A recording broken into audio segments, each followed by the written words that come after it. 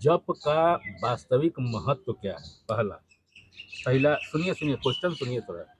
जो जप का वास्तविक महत्व क्या है? अच्छा, दूसरा कि ये जप का जरूरत क्यों पड़ा? हम जप को जरूरत क्यों पड़ा? शुरू शुरू में इस जप के बारे में किनकी प्रथा चली आई है? जप को किसने शुरू किया? ब्रह्मा विष्णु महेश या आदि गुरु शंकराचार्य? या जप अंदर आत्मा में हम क्यों आया इस तरीके का एक्टिविटी? इसके बारे में थोड़ा प्रकाश डालिए आप कि जप का क्या महत्व है, जप क्यों जरूरी है, जप का परंपरा कहाँ से चला? हाँ, मतलब जप का क्या महत्व है, कब से ये शुरू हुई है ना, और इसका थोड़ा व्याख्या कीजिए। आपने अभी बोला है जप, तो ये जप मतलब शुरू जप किसी वेद से आया है क्या? जैसे संसार एक शून्याकार के समान है। क्या है? पुनरावृत्ति और शून्य का शून्याकार के समान। जैसे संसार कुछ है ही नहीं, जीरो है। अब संसार कुछ है ही नहीं, इसको हमको संसार का रूप देना होगा। तो संसार का रूप देना होगा तो हमें वो क्षमता होनी चाहिए।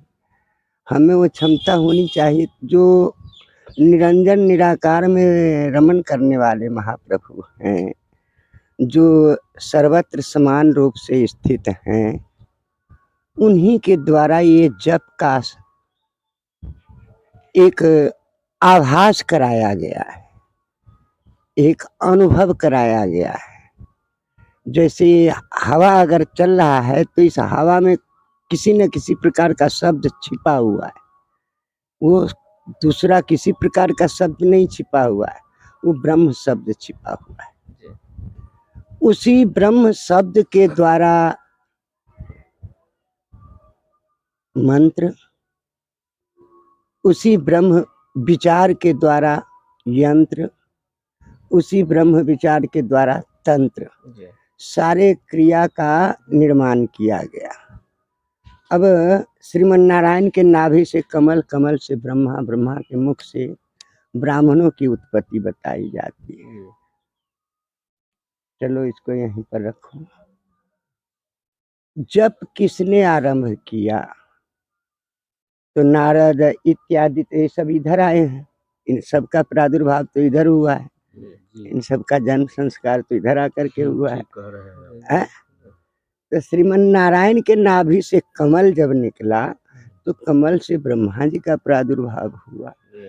तो न तो कमल जप किया, और जिनका नाम स्वयं नारायण हो, नार रूप स्थित जल, नार रूप में मीन्स नार माने जल है नहीं, तो जो स्वयं जल रूप हो अपना नाम तो स्वयं उच्चारण करेगा नहीं है? तो श्रीमन नारायण के नाभि से कमल निकला और कमल से ब्रह्मा जी का प्रादुर्भाव हुआ। ब्रह्मा के द्वारा ही ये सारे जप क्रिया का प्रादुर्भाव हुआ है नहीं?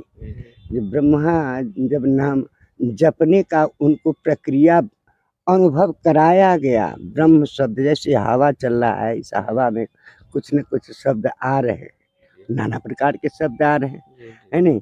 तो आपको जिस वस्तु की आवश्यकता है आपको उसी का अनुभव कराया जाएगा, न कि जिससे आप परे हो, जिससे आप अलग हो, उसका अनुभव आपको कराया जाएगा, है नहीं?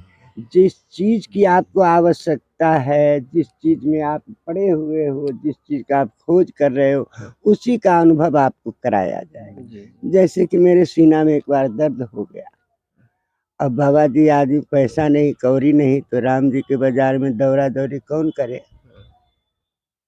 तो हम अब अपने स्वामी से, अपने गुरुदेव से बोले, गुरुदेव ले चलो या नहीं तो इसको ठीक करो, किस डॉक्टर के पास जाएं? साकार गुरुदेव हमारे भाव में आए और डॉक्टर भी वही आए, दूसरा कोई डॉक्टर भी नहीं नजर आया। तो बोले गुरुदेव या तो ठीक करो नहीं तो हमको ले चलो। टिकट हमारा जहाँ तक है वहाँ तक हमको उतारो स्टेशन। तो हमको आभास कराया गया, मुंह क्या देखता है, नीम की पत्ती खा। क्या नीम का पत्ते का। अब ये आभास सबको तो नहीं कराया जाएगा, हमको आवश्यकता जी। पड़ी, हम प्रश्न खोज आपका था तो उत्तर आपको मिला। उत्तर हमको मिला। जी जी उसी तरह से एक अनुभव, अनुभव के द्वारा ही जप का प्रादुर्भाव हुआ है। जी जी और ये अनुभव कराने वाला भी कौन है, तो वो ब्रह्म है, जी जी जो निरंजन निराकार से लेकर के साकार रूप में भी स्थित है जी जी जी सर्वत्र। वो सोचे मैं एक हूँ, जी एक से मुझे आनंद नहीं आता है, तो मैं अनेकों रूप में भाषित हो जाऊं, तो उसी में समा करके मैं आनंद क्रीड़ा कर लिया करूंगा और मैं भी आनंदित रहा करूंगा। इससे क्या होगा, एक लीला का अनुसरण हो जाएगा, एक लीला हो जाएगा। ये संसार लीला के लिए ही परमात्मा ने जो कुछ भी किया है संसार में, अपने